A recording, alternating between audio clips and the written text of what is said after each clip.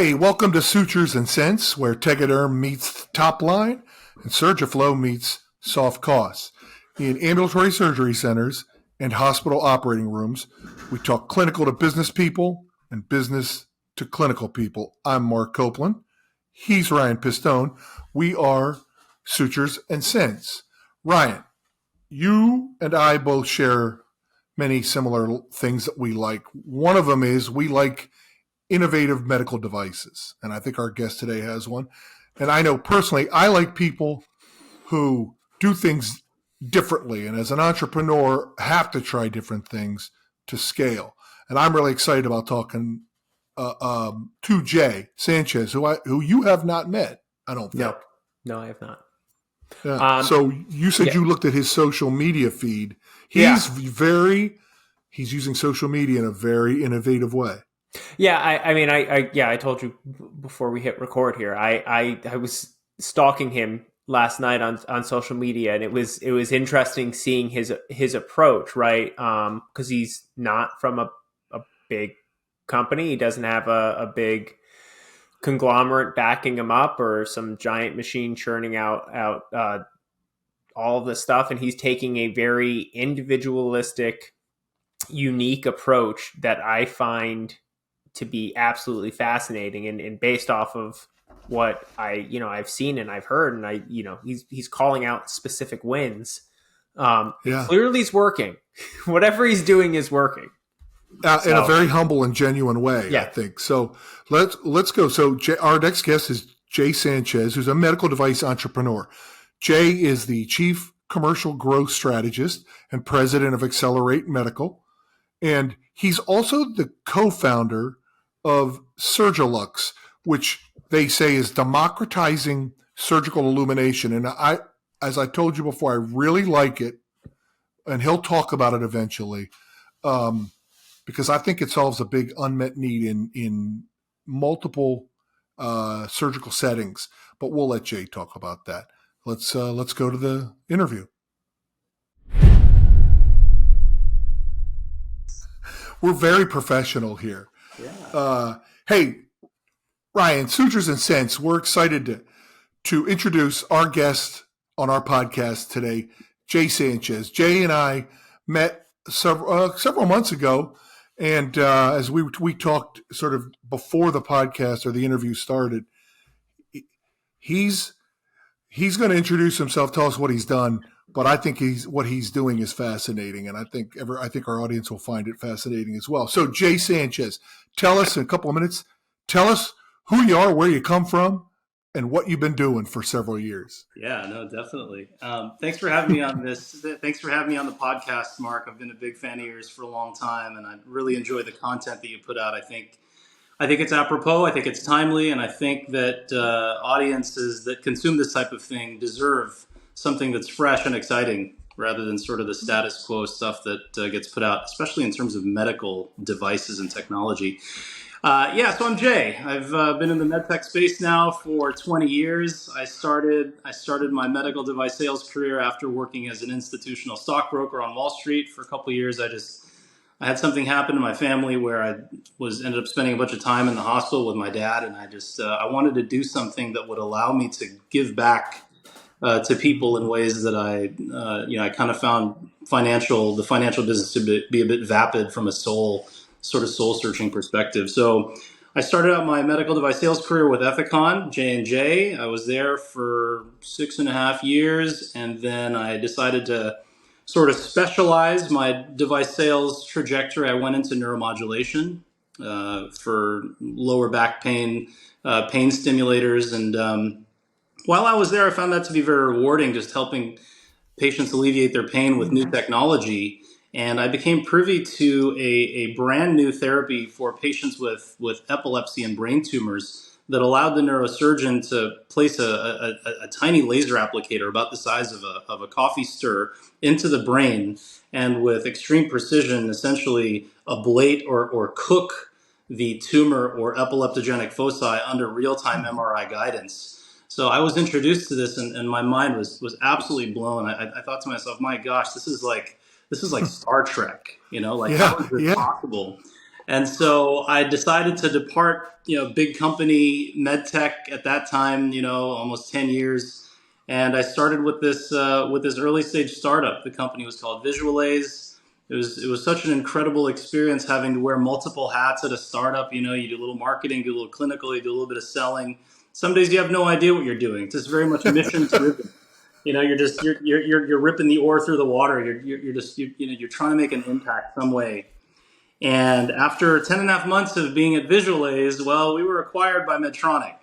So that was it was bittersweet, I guess. Sweet on one hand, bitter on the other. So much for being at a small company. I mean, Jay, yeah. All of a sudden, I had to find my ties again. I thought I got rid of them all.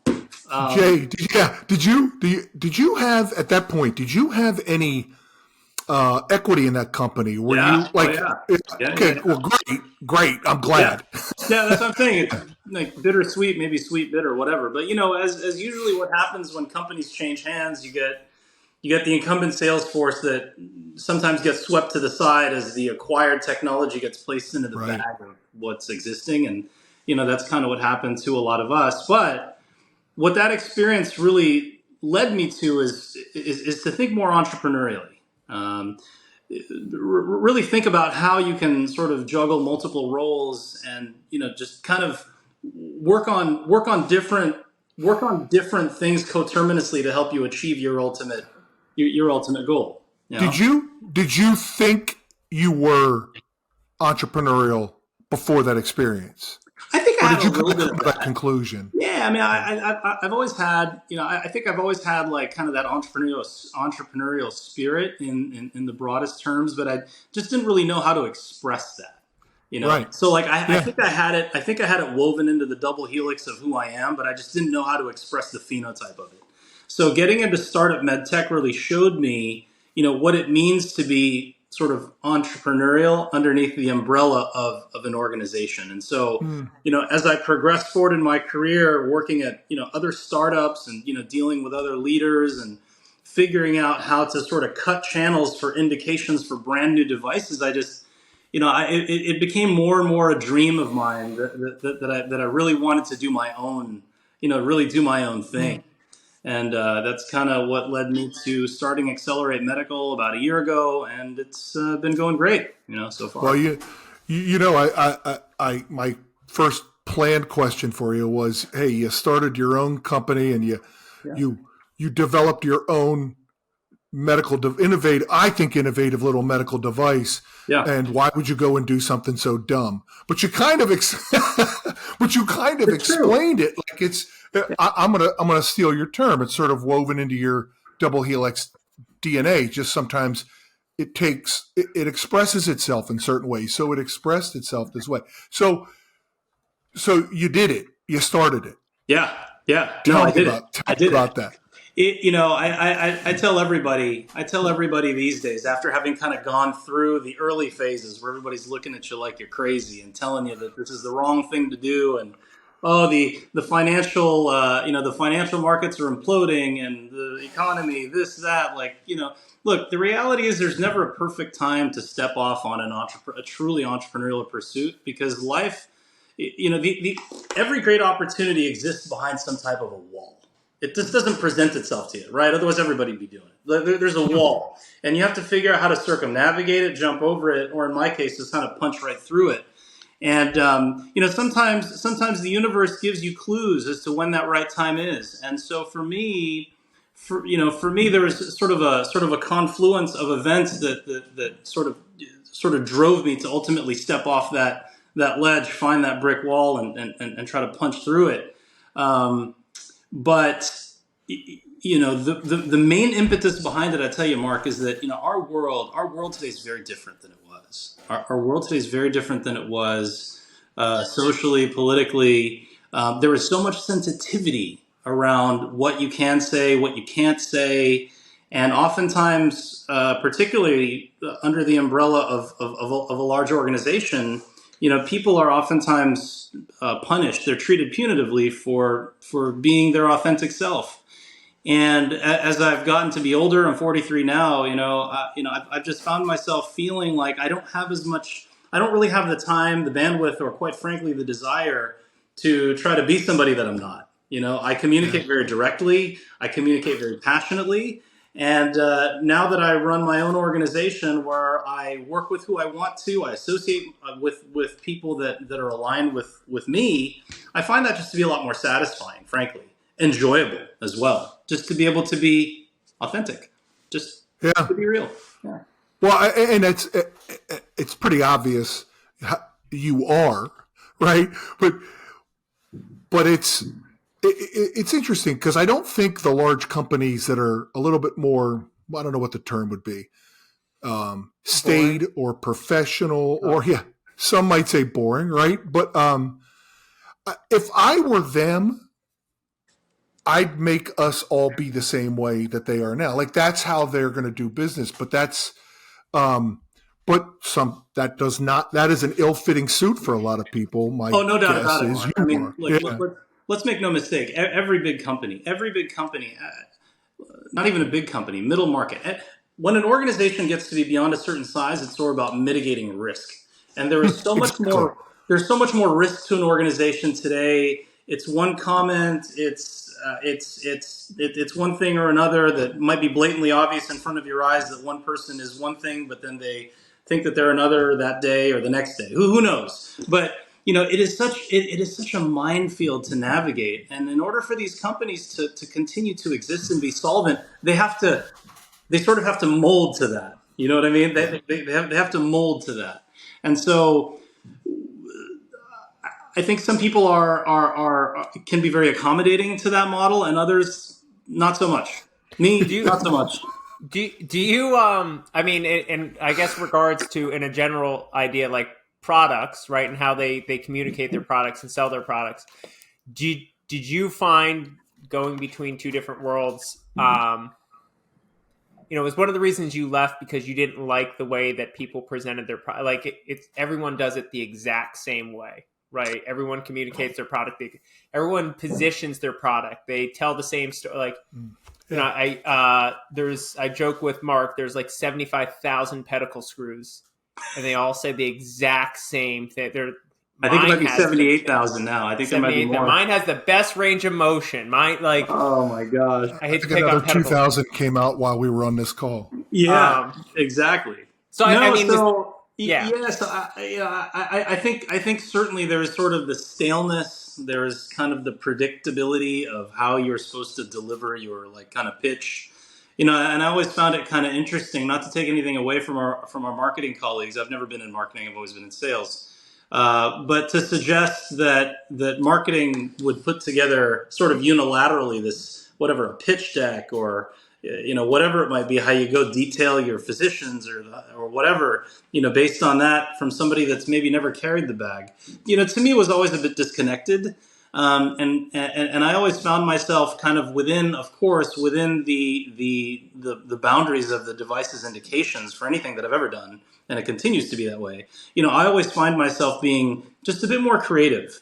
I believe that the future of MedTech, whether you're selling medication or you're selling devices, is that you really have to cater to the patient experience. What is it that this device is going to do to improve patient experience, clinical throughput? Is this something that the hospital can potentially build a program around? To be able to sort of create, kind of this ripple effect within a given community, within a given state, even to say that we are the first institution and this is our star physician to adopt and champion X, Y, and Z, and so there are very few. Let's call it products or companies out there that sort of align with this program building mindset, intuitive service. No, your podcast or video didn't glitch. Jay had to take an important call to help a customer. Now back to the show. I thought it was me, actually. No.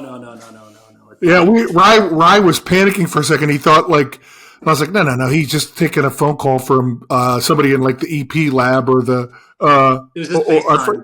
Yeah, first Yeah. time user, like for as many ways as something is easy to use, there's an infinite number of permutations to screw it up. Woo. Well, it's funny. We were just saying, like, this is the perfect example of the med device rep meets like the owner, and it's taking calls at all the times, no matter what. Yeah. That's the call. So Ryan and I were laughing. I'm like, Well, oh, this will be a yeah. great edit. Yeah, so this is like kind of entrepreneurship 101. It's like I don't have Yeah. a clinical specialist, I don't have a sales rep that's in town right now at the moment to do these things. So Yeah. everything, the success of my organization, especially at this early stage, all hinges upon my accessibility and my ability to help Yeah. when I'm not physically there. So You missed while you paused there to say what it relies on. Ryan was just pointing at you. nice. It's right. It is. That's it. So No, it's true. you were talking Yeah. right before you had to jump. You were talking about I think you were saying intuitive medical, and it sounded like you had intuitive surgical. With the Da Vinci Yeah. robot. Yep. Yeah. So when you look at what they created a robot, which is incredible. But so what? They created a robot that actually added a significant amount of costs to the procedure, and some would argue that it continues to do so. Uh, However, what they have in that piece of technology is the ability to connect with the public in ways that maybe traditional laparoscopy or open surgery could not. They talk about things like improving patient safety, just being a hospital that acquires this technology is being perceived as on the bleeding edge, the leading edge of technology, which in Yep. today's consumerized healthcare world, and make no mistake about it, today's medicine today is a consumer business. And if you're not embracing that, and I always go back to intuitive surgical as really kind of the perfect example of how you can take a widget and sort of build a program around it with all of these different sort of pull-throughs that appeal to patients, that appeal to surgeons, that appeal to hospital administrators. And let's not forget philanthropy.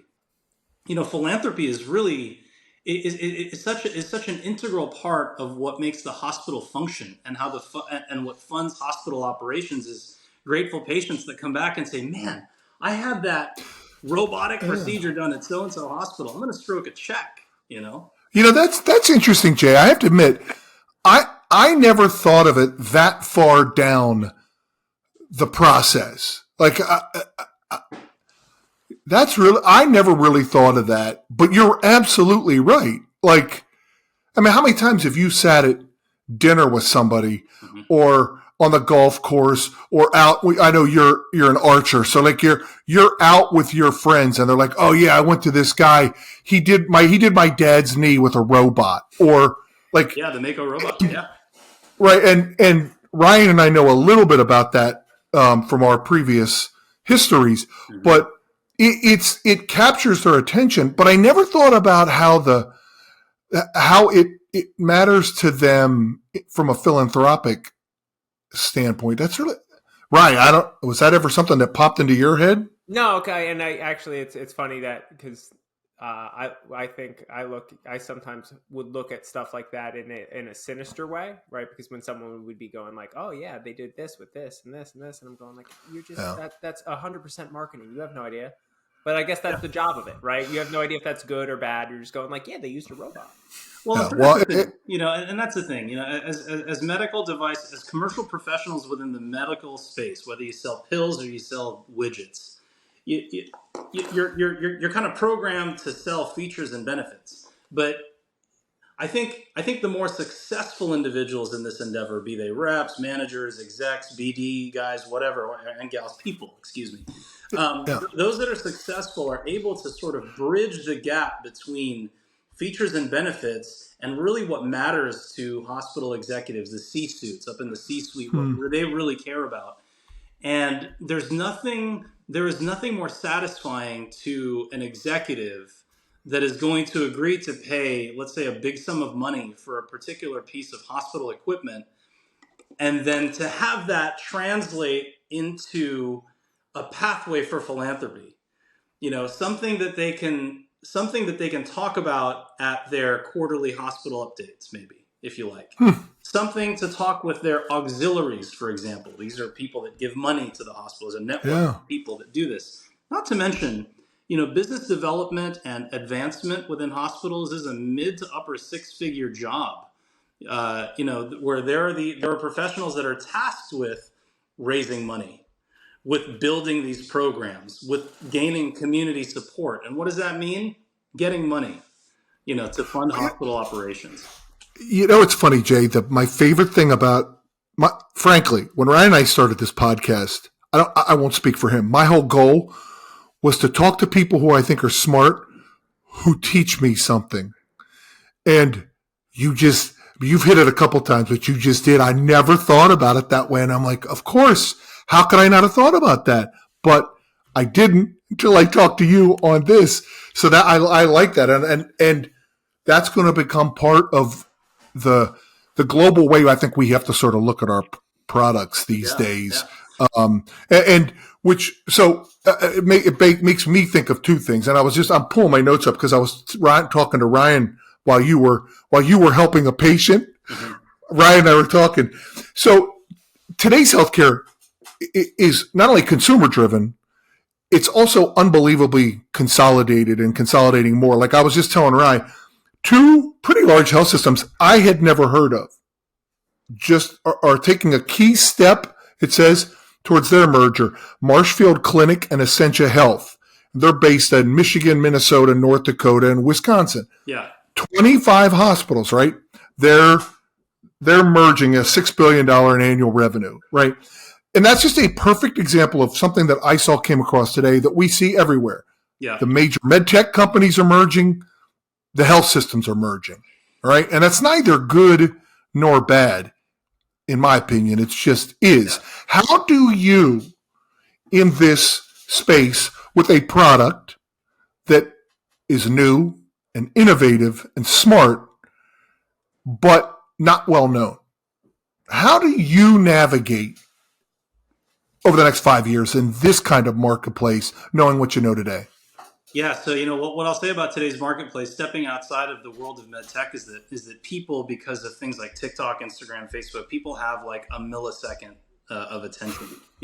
So the way that we used to sell back in the day, and I give a lot of credit to folks like Matthew Ray Scott, or even like the folks at the Mullings Group that sort of like open people's eyes. And Omar Khatib's a good reference as well. But folks that will open the eyes of the medical commercial community to the reality of the way consumers make buying decisions today is so different than it was like 10 years ago, even, right? And it's really by virtue of how the brain receives a hit of dopamine for every post or every something that's new, and the brighter and funnier it is, the more the dopamine, sort of bum rushes the neurotransmitters in the brain.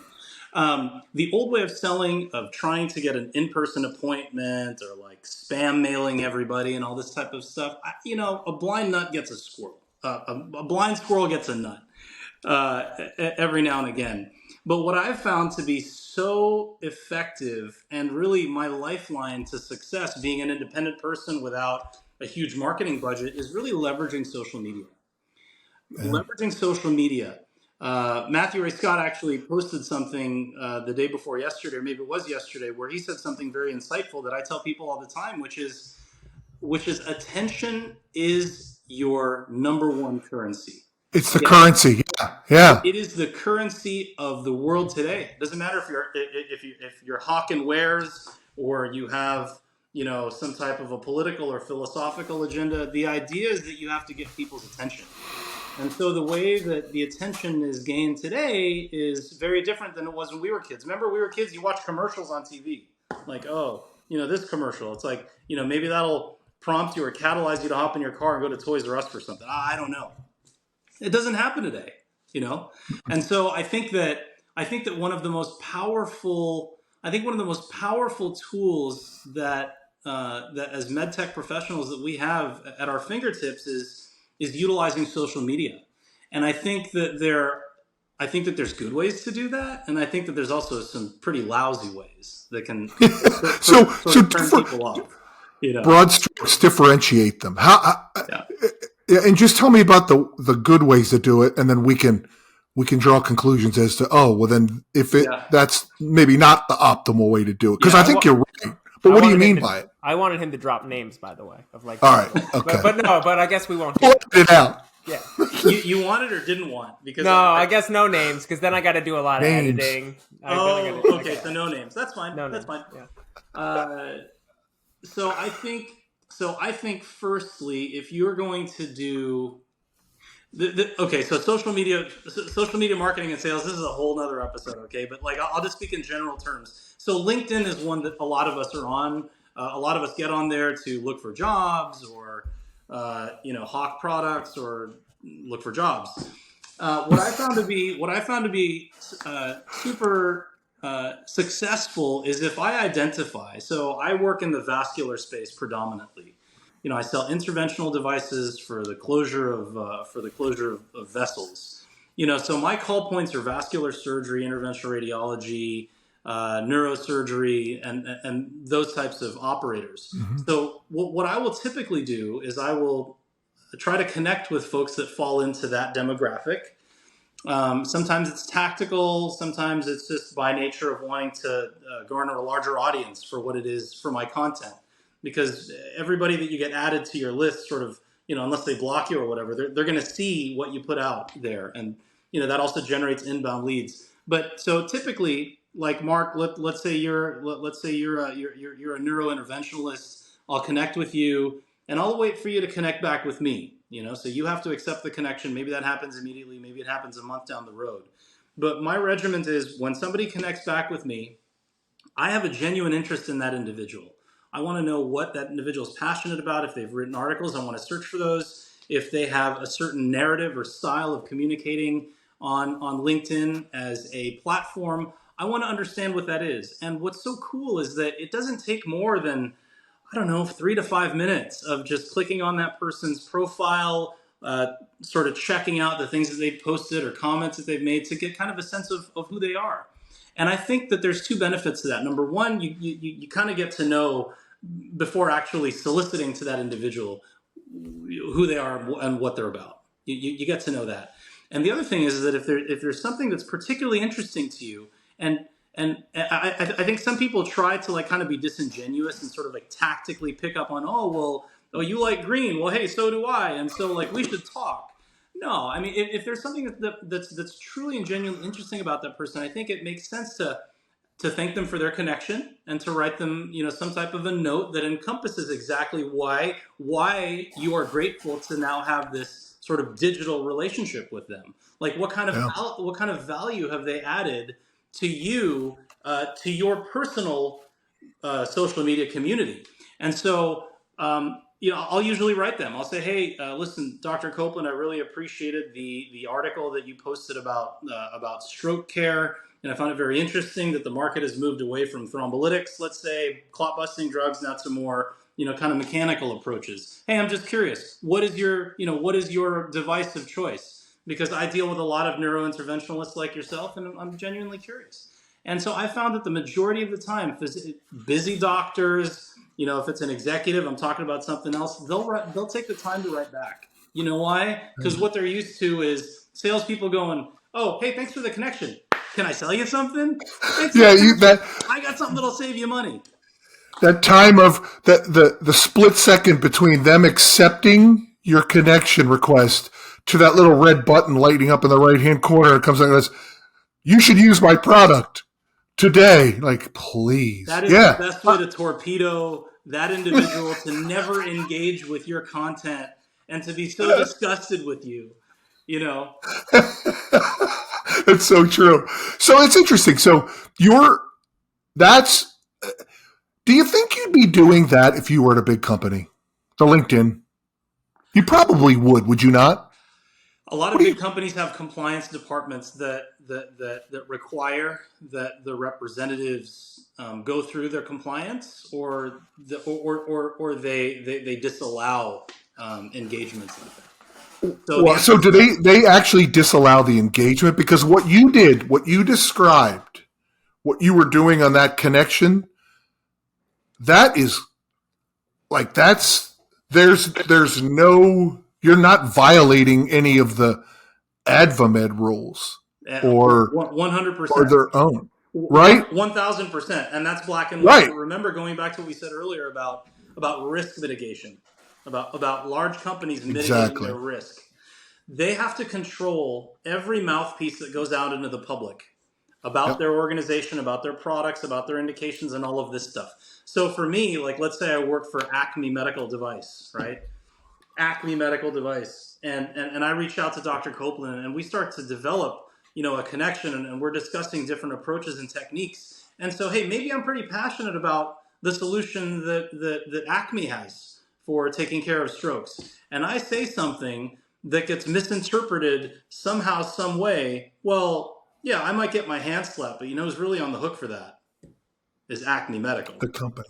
Yeah. So I think we're seeing less and less opportunities for sales professionals to engage, and so that's why I think that. No, I know for a fact that me being an independent operator, having my own company, gives me a lot more freedom. But that doesn't eliminate your, let's call it, rank and file salesperson that continues to work at Acme Medical. So one thing that profile of individual could do is, if there's something that's posted that's compliance approved or scrubbed squeaky clean by marketing, and it happens to end up on LinkedIn, well, they can reshare that, right? They can reshare that, because all of us have a cadre of connections. For some of us, it's like 10,000. For some, it's like 500,000. But the point is that the reason why, I think that if you are very authentic about the way you build your social media network, I think that organically, if you're authentic about adding value to that network, and sort of richening the experience, I think that comes through with every new connection, and I think the impact grows greater and greater with every new connection you build, because they're going to see the stuff that you're putting out there. And I think that if you're authentic about it, even if you're not sort of promoting yourself as an entrepreneur, even if you're working for a company, but you're consistent about resharing things that's compliance approved, or maybe there's a patient story that was impacted by a piece of technology sold by Acme Medical. You could put like an emoji, like a hand clap or a heart or something like that. There's ways you can do it. Yeah. You just can't.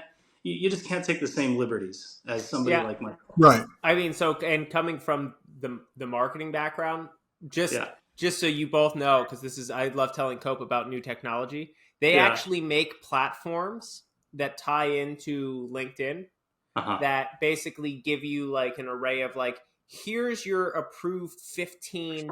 Here's your vertical. Posts. Yep. Here's your pick one of them and post them. Because I have a sister who works for a very large company that shall not be named, and I have a buddy who works for a very large company that shall not be named. And I've asked them before, like, do you write your own stuff? And they go, oh, no. Oh yeah, for you to write your own copy, forget about it. I mean, it's integrated right into LinkedIn. They just pick it. It goes. Well,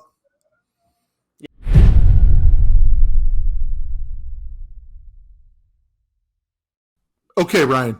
Here's what I took away from that part with Jay. Multiple things, but I like I said when we were talking to him, I never would have thought about the philanthropic part that some of these things can have, and I just, it's something I'm going to be thinking about a lot as I go do my everyday job.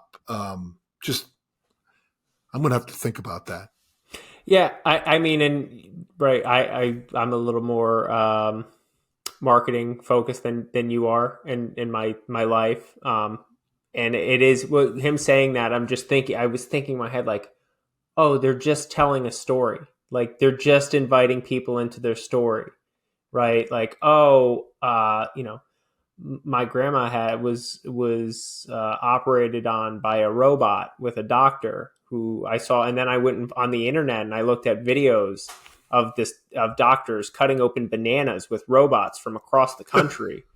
And like, you're getting someone into this story loop, and they're now they're part of the story, and they feel like they're part of it, and they want to help they're like, oh my god, this hospital, they're in the bleeding day. I want to be part of that. I want to help them. I want to write I don't have checks to write to hospitals, but if I did, it'd be like, I would be more likely to write to the hospital that I thought was like doing everything, and like, I don't want to donate money to rinky dink hospital over there, but that one has a cool robot. I want to be part of that.